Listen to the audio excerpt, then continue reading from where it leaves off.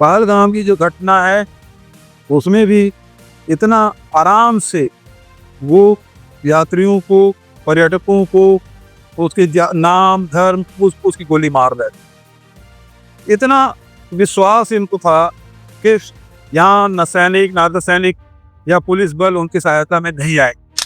Intelligence की भूमिका क्या रही, जबकि इसके पहले प्रधानमंत्री का वहाँ दौरा था, वो स्थगित हुआ। हम सब भारत सरकार के साथ खड़े हैं, जो निर्णय लेगा हम सब साथ में। लेकिन ये तो बताया कि इस चूक के जिम्मेदार कौन है, इंटेलिजेंस जो फेलियर हुआ है उसके लिए जिम्मेदार कौन है, सहायता नहीं पहुंची उसके लिए जिम्मेदार कौन है, ये सवालों का उत्तर कौन देगा। भिलाई के सुपेला में स्थित होटल सेंट्रल पार्क में आज भूपेश बघेल समेत अन्य कांग्रेस नेताओं ने प्रेस कॉन्फ्रेंस की। प्रेस कॉन्फ्रेंस में उन्होंने सबसे पहले कश्मीर के पहलगाम में हुए आतंकी हमले की निंदा की और साथ ही यह भी कहा कि केंद्र सरकार इसमें जो भी कार्रवाई करेगी, कांग्रेस पार्टी का पूरा समर्थन उनके साथ है। इसके साथ उन्होंने आतंकी हमले को इंटेलिजेंस का फेलियर भी बताया। उन्होंने कई सवाल खड़े किए कि कहीं ना कहीं ये इंटेलिजेंस की चूक है जो इस तरह की वारदात हुई है। इसके अलावा प्रेस कॉन्फ्रेंस में उन्होंने संविधान बचाओ सभा के आयोजन की बात कही। इसके अलावा उन्होंने जानकारी दी कि भिलाई में आने वाले दिनों में एक संविधान बचाओ सभा का एक रैली का आयोजन किया जाएगा। यह संविधान बचाओ सभा भिलाई के कोसा नगर में की जाएगी। उन्होंने प्रेस कॉन्फ्रेंस में क्या कुछ बातें कही है, आइए सुनते हैं। पहलगाम की जो घटना है वो पहला था, और तीसरा जो संविधान बचाओ रैली निकालने का जो अखिल भारतीय कांग्रेस कमेटी का निर्देश हुआ, उसकी तैयारी के संदर्भ में आप पहली बात यह है कि ये आतंकवाद ने हम सबको झकझोर दिया, लोगों की मौत भी है। दूसरी बात यह है कि इसमें धर्म पूछ के हत्या की गई। ये बात भी ये बात कि वहां जो वाले हैं, जो टट्टू घोड़ा चला रहे थे, जो वहां होटल वाले थी, उन्होंने मानवता का जो उत्कृष्ट उदाहरण दिया कि कितने भी प्रभावित परिवार के सदस्य थे, ये लोग वहां फंसे हुए थे, उनको सुरक्षित स्थान पे लाने के लिए अपने जान की परवाह न करते हुए अपने को जोखिम में डालते हुए सहायता की, और उसमें 2 लोगों की वहां मौत हुई। बहुत सारे ऐसे लोग हैं जो जंगल में छुपे हुए थे और आए, नदी पहाड़ क्रॉस करके उनको वहां अपने घरों में उनको आश्रय दिया। तो ये दूसरा पहलू भी हमको दिखाई देता है।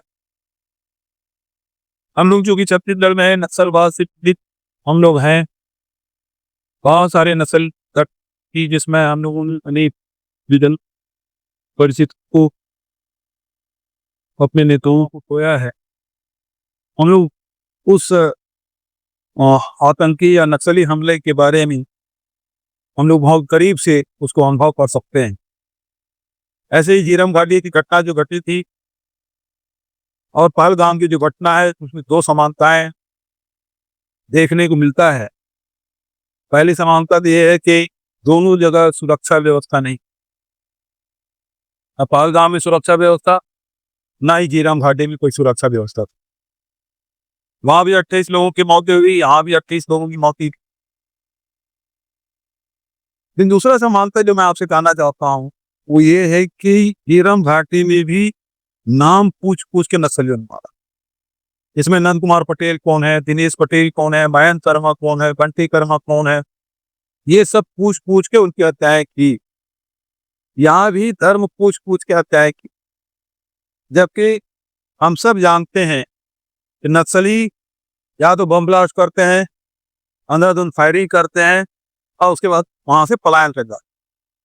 आतंकवादियों का भी काम उसी प्रकार का है। वो दहशतगर्दी है, चाहे वो बमबारी करे, चाहे वो गोलीबारी करे, और तुरंत वो भाग जाते हैं। लेकिन दोनों ही घटनाओं में आपने देखा कि उस घटना के बाद घंटों तक के रुक के, झीरम घाटी में भी कई घंटे तक रुक के वो लोग वहां बैठे रहे। उनको मालूम था कि यहाँ सुरक्षा बल इनकी सहायता के लिए नहीं आए, पहलगाम की जो घटना है उसमें भी इतना आराम से वो यात्रियों को, पर्यटकों को उसके नाम धर्म पूछ पूछ की गोली मार रहे थे। इतना विश्वास इनको था कि यहाँ न सैनिक न अर्धसैनिक या पुलिस बल उनकी सहायता में नहीं आए।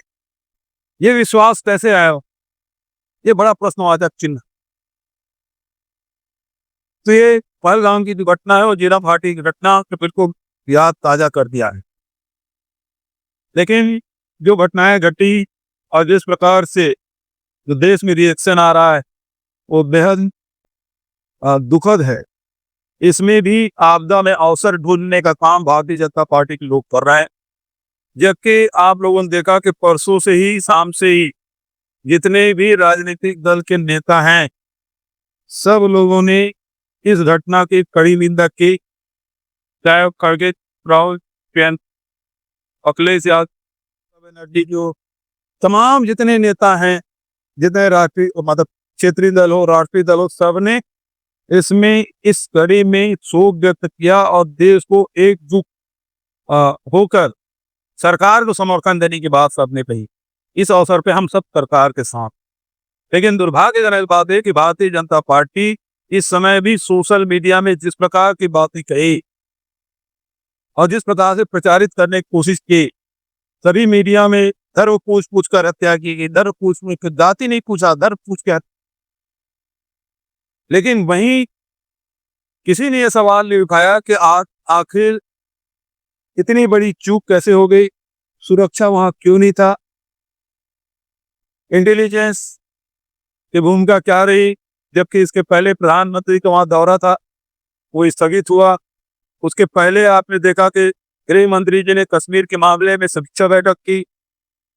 ये सब होने के बाद भी इतनी बड़ी घटना कैसे घट गई, आखिर इसके लिए जिम्मेदार कौन?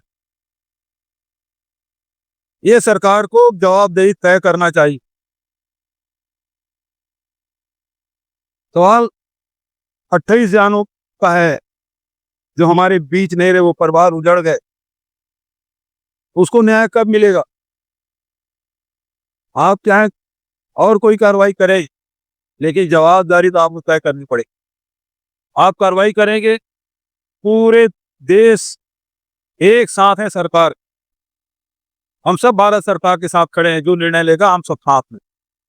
लेकिन ये तो बताया कि इस चूक के जिम्मेदार कौन है, इंटेलिजेंस जो फेलियर हुआ है उसके लिए जिम्मेदार कौन है, सहायता नहीं पहुंची उसके लिए जिम्मेदार कौन है, ये सवालों का उत्तर कौन देगा?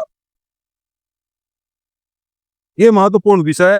दूसरा, अभी जिस प्रकार से देश में जो घटनाएं घट रही है, संविधान को तोड़ा मरोड़ा जा रहा है, विपक्षी दल के नेताओं को दबाया जा रहा है। जहां जहां जिन राज्यों में भारतीय जनता पार्टी की सरकार ने, वहां क्षेत्रीय दल के नेताओं को, राष्ट्रीय स्तर पे देखें तो कांग्रेस पार्टी के निशाने में लेकर कार्रवाई कर रहे हैं।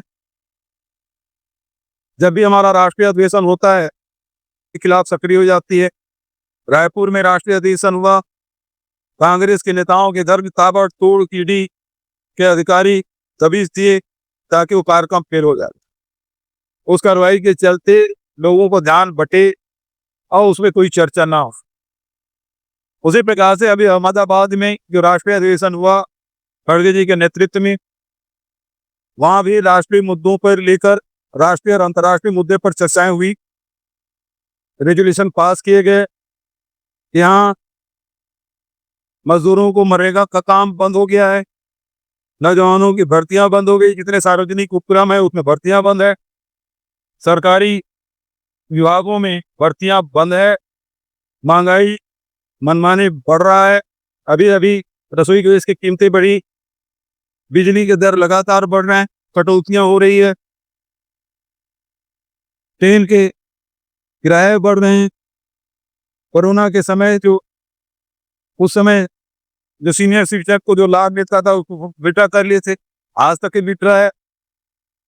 तो उस प्रकार सारी बातें हैं, जितने सार्वजनिक उपक्रम है उसे बचाने के बाद ये सारे बातें हुई है। और जनता के मुद्दों को लेकर हम आम जनता के बीच में जाना चाहते हैं,